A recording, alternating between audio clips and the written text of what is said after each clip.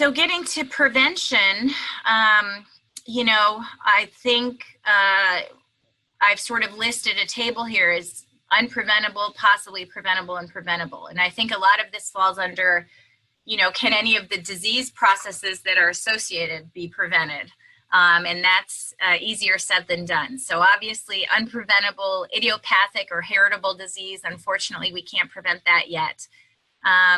If you develop interstitial lung disease and pulmonary hypertension as a result of that, you know, that's something that we can't necessarily fix.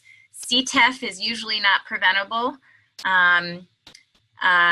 Possibly preventable if you have the capacity to, you know, get out of high altitude living and hypoxic circumstances, but, you know, not everybody has that choice.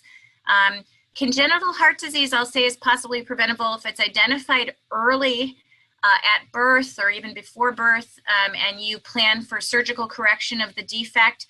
In some cases, you can prevent the development of pulmonary hypertension, so it's important to identify congenital heart disease.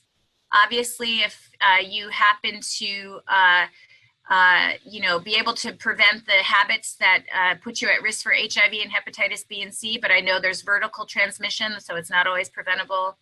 Left heart failure maybe is preventable. Schistosomiasis, if you're able to stay out of waters that have, you know, the schistosoma, obviously that's not easy to say to do.